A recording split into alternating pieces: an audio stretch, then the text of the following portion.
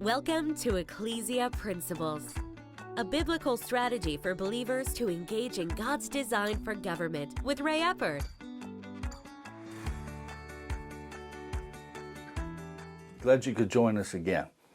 We are studying this week understanding justice and equality on a societal scale. Now, we're looking at the basics of justice and equality so that we can then begin to expand it. And we'll begin to do that next week. But a couple key things that we've talked about. First, Genesis 18:19 says that God knew Abraham ultimately so that Abraham's descendants could know righteousness and justice. There is no righteousness, there is no justice, there is no equality without an objective truth. It just doesn't exist because, and today we're going to be talking about equality. And the baseline for equality is no partiality. That's a baseline for it. Now, there are other things that we'll get into tomorrow that takes it a little bit further. But God is the only true source of justice and equality. And that where justice and mercy are often looked at as opposites, God told us in Micah 6:8, do justly and love mercy. There is a way to put them together when we understand them properly. And then in our definition of justice, we looked at Jeremiah 22:13, where God was talking about the fact that the inputs didn't match the outcomes. God said that this person has worked, but you didn't pay them. You built your things off of injustice. What they put in, they did not receive back based on their inputs. And so those are things that are all a part of justice. Justice is about outcomes, and do the outcomes match inputs?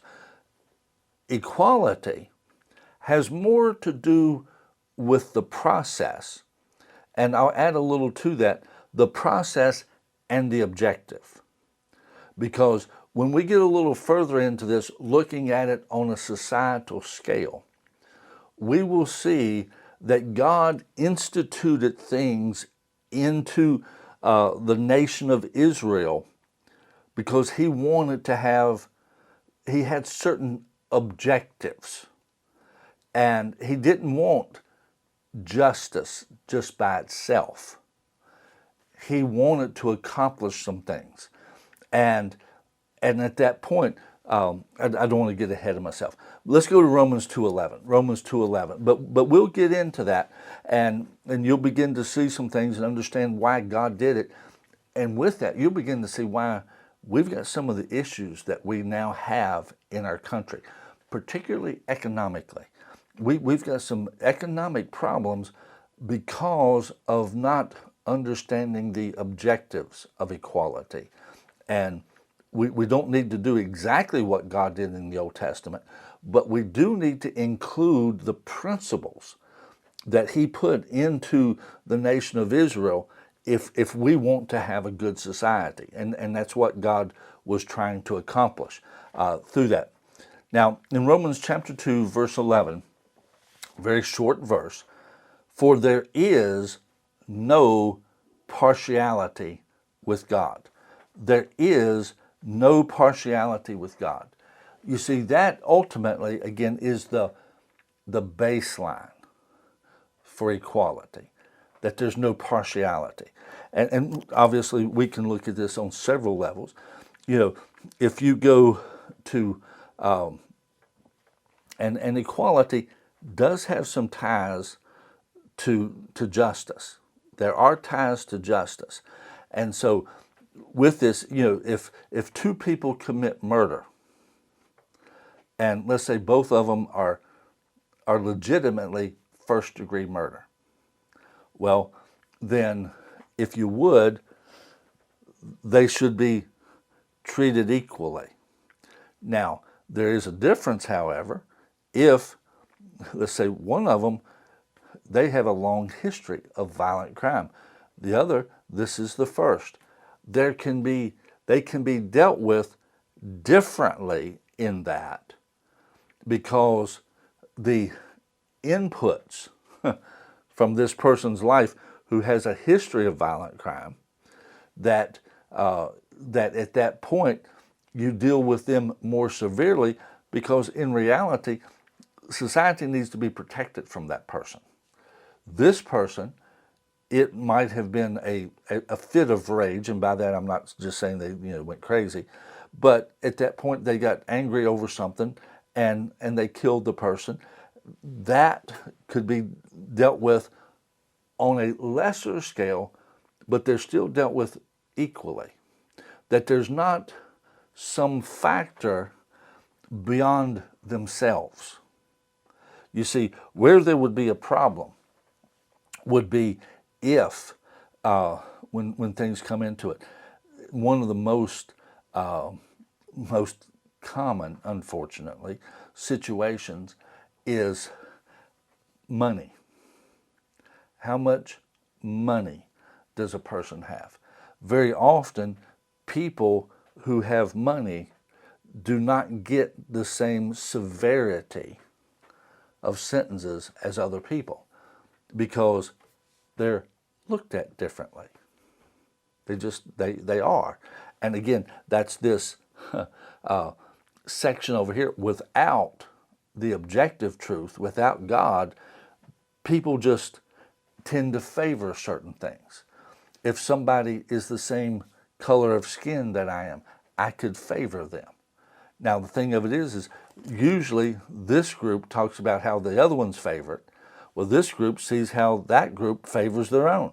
Every group tends to favor their own. There's just a reality of truth there. And I'm not talking about necessarily always in an individual case, but again, in a societal level.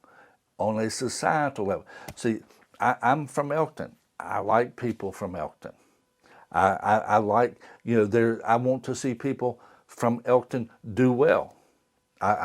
Even though I haven't lived there for a number of years, I like hearing that the schools in that place, that maybe they won some kind of competition. I'm happy. I might not know anybody on the team, but they're from my hometown. I root for that. Same thing's true even on a state level. With college sports and even I tend to root for the schools from my state, even if they're not my favorite. If they reach a certain level and, I didn't really like them that much, I typically maybe root against them, but they have advanced and now they're playing this school from another region or whatever. Well, these are from my home state. I'm rooting for them. And you see, with that, there's nothing wrong with that when it comes to rooting for sports. But that desire for you and yours to do well doesn't just stay in sports. We cannot compartmentalize that well. It just doesn't happen. And it spills over into other areas of life. We cannot be completely impartial. God is the only one with objective truth, that he stands apart, and as Romans 2:11 says, he shows no partiality. He shows no partiality. Now, one of the things that I say, and again, equality deals with the process and the objective. Mainly the process, but the objective does come in to play when it comes to equality as well. That's kind of a 1A, 1B. And so, you see, one of the things that I often tell people, if you're wanting to see if justice was served, and I'm not talking about somebody getting paid X amount for so many hours of work type thing. I'm talking about when it comes to things of justice. Was the process fair? Was the process right? Did the process function with equality? The way that you do that is I call it flip the script. You have to, if you're not good with flipping the script, and I'm just going to use real life statistics, not real life statistics, but real life types of scenarios here, is that if there is some case that is being tried, and let's just say, I'm white if y'all didn't recognize that, but if there's someone that is black or Hispanic or Asian, if there's somebody that looked different than me, if I flip the script to make it where they're Caucasian, if I think the decision should have been different if I change who it was. Now, and I'm not talking about, and see, this is sometimes hard to get people to have a real, full, honest discussion on. But we all know in our hearts things that we don't say with our mouths. But see, if I can't be good with someone who looks like me getting that same sentence, getting treated that same way, if I can't be good with that, then I'm not treating the process with equality by thinking that person who doesn't look like me should get that sentence. If I can't flip the script and stay in the same place, in other words, same history, same background, same experience, if I can't flip the script and stay in that same spot, then my processing of that situation is showing partiality. It's showing partiality if I want to change it. And you see, partiality is, again, a very hard thing because we all like some people more than others. And that's not always driven by ethnicity. Sometimes it is driven just purely by economics. Because sometimes, like I said, things are dealt with differently because of how much money a person has. The type of role that they have in society. You see, I'm still waiting for a politician that has actually done wrong that, let's just say, didn't fall into disfavor, because there's a difference when a politician falls into disfavor. They'll let that person have it. If they're opposed to that person, they will let them have it, and they will not treat them justly because they have a vendetta against them. They're wanting to take them out, and you can see that every day. But a situation where somebody, just because of what they did, not because of them being out of favor with the group in power, but just because of what they did, they would get sentenced and go to jail. It's just so rare that you ever see that happen. Politicians protect one another so much. And if you would, they wouldn't ask for the same thing for other people.